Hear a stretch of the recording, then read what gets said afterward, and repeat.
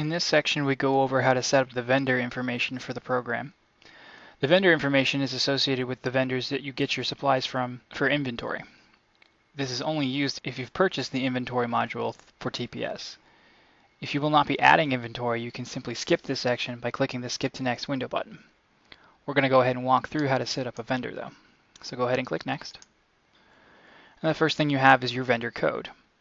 This is a specific code that you can set up yourself for the vendor and how you want them to be recognized. For instance, you order your orthotics from Foot Levelers, so you put in something to recognize them by, such as foot. Go ahead and click Next. Here we have the vendor ID. If the vendor has a specific identification number that they can give you, this is where you'll put it. Click Next. Here we have the full company name of the vendor. Click Next. Their address of business. A second line for address if applicable. The location of that company. Their phone number. Their fax number. And the minimum order amount.